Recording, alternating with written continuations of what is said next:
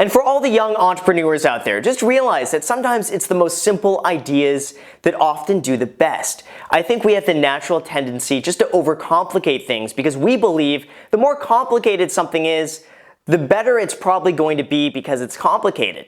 And not only that, but the more complicated something is, the more likely we are to deter competition. But with that, I think we should actually go the opposite approach, in that the more simple ideas are often better because nobody thinks of them because they think that's too simple to do. What's up, you guys? It's Graham here. So I like to think of myself not only as this YouTube real estate guy, but also someone who appreciates investments and business trends in general. So when I see something that I think has potential, I figured I would share my opinion on it. And this is something that I believe we're really at the beginning of that has the potential to revolutionize the transportation industry. And this, ladies and gentlemen, I present to you the electric scooter. Yes, seriously, the electric scooter. Now, for those of you maybe living out of the country or living in a less densely populated area, you might be watching this video before even realizing that these scooters even exist. But exist they do, very well, especially in big cities like Los Angeles, San Francisco, New York, and now even Paris. And they're even catching the interest in companies like Uber, who just made a very sizable investment in these companies succeeding. So let's start here. What am I talking about? Well, these are electric scooters that are placed randomly throughout densely populated cities. If you come across one of these scooters, you walk up to it, you download the app, and then through that app, you scan the barcode and turn on the scooter for only $1. And then after that, it's only 15 cents for every minute that scooter is in use. You can pretty much use this as long as you want to. You can go wherever you want to go. And when you're done with it, you simply turn it off, leave it wherever you are, and walk away. And if you want to find one to ride, you simply download the app, see all the available scooters in your area, then go walk to one, turn it on, and it's yours. These scooters are equipped with GPS so that they can be traced no matter where they go. And if someone tries to bring them too far without first turning them on, they have an alarm that goes off. This is really such a simple concept that I didn't fully understand it until I tried it out myself firsthand. And once I did, I got it. I realized why these things are going to be the next big thing. Because they're awesome. Not only can I get from point A to point B for cheaper than I can with an Uber, but it's just really fun. I've been in so many situations where I've called a $6 to $10 Uber just to go 1 to 2 miles away from where I am. This is a distance that to me is too far to walk, but with a scooter I can get there in a few minutes and get there at a cost from anywhere from $1.30 to $1.75. And did I mention they're just really fun to use and cheaper than Uber? It's just a winning combination. In what seems like an overnight success, these scooters are dominating the LA market with almost like a cult-like following.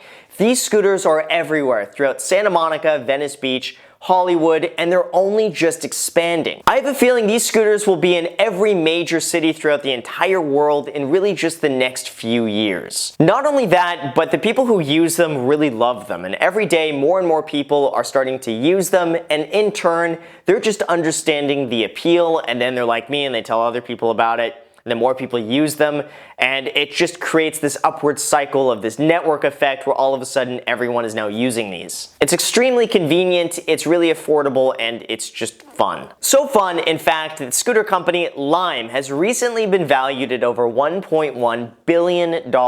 And in addition to that, Uber also made a very sizable investment in their $335 million round of funding to invest in that company. And with that, Uber intends to promote these scooters on their mobile app, which gets them just one step closer to interstellar domination. My thinking with this one is that Uber sees that these scooters could potentially take away from their business, so they may as well just invest in these scooter companies and claim a piece of their pie and diversify, which in my opinion is a very smart choice. And honestly, the way I think about it for really short trips between an Uber or a scooter, I would pick the scooter. But don't think that Lime is the only scooter company doing this. There's another Los Angeles-based company called Bird, which is valued at approximately $2 billion within 1 year. And with this comes the rush to see who can dominate the market the fastest.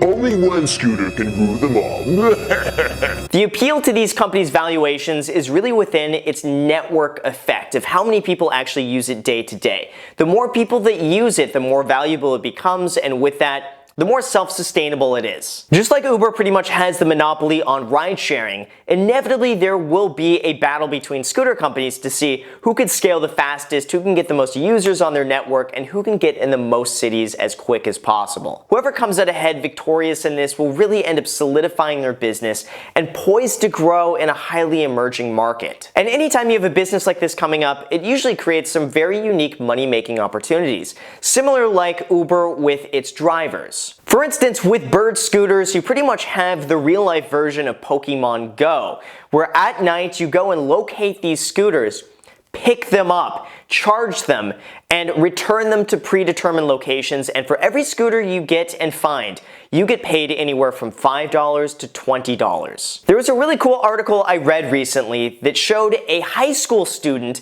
was able to clear $600 in one night going bird hunting for these scooters. Now, I'm sure as more people catch on to this and realize that they can actually make some pretty decent money by doing this, it's going to get more competitive, and with that, you're probably going to end up earning less money.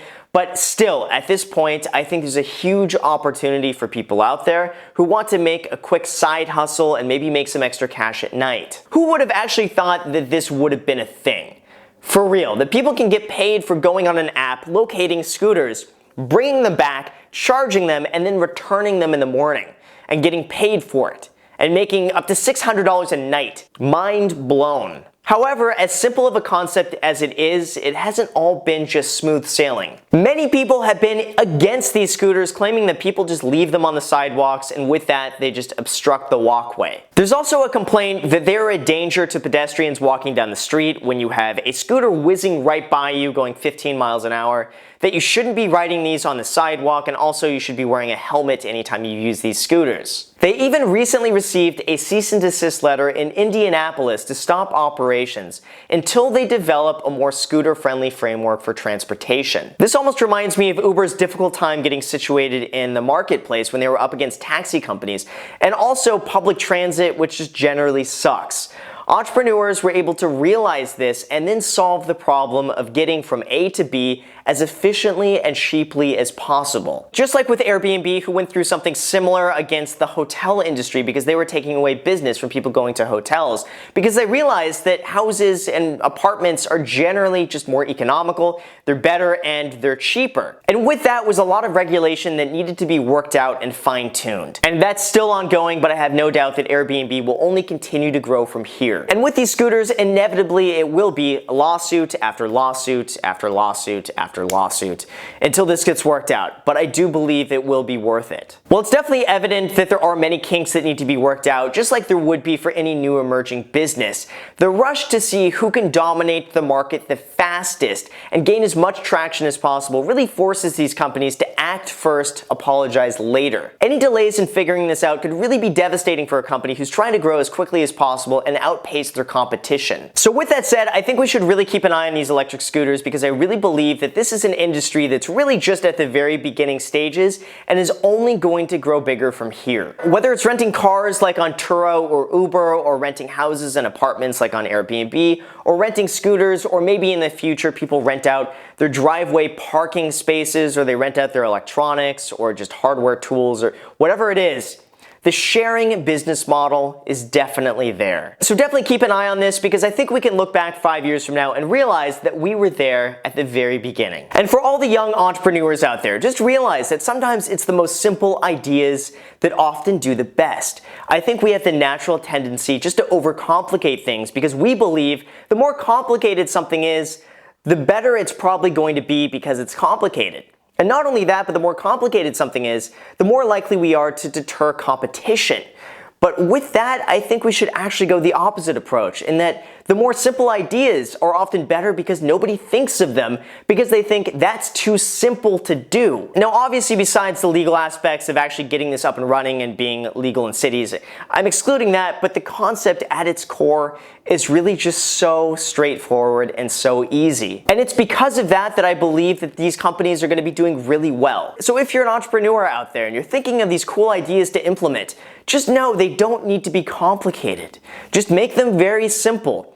The simpler they are, the more likely people are to understand it, and with that, the more likely people are to actually use it. And also, again, I want to make it very clear, this video is not sponsored by any of these scooter companies. I don't get any incentives, I don't get any money, I don't get any perks, I'm not affiliated in any way with these companies.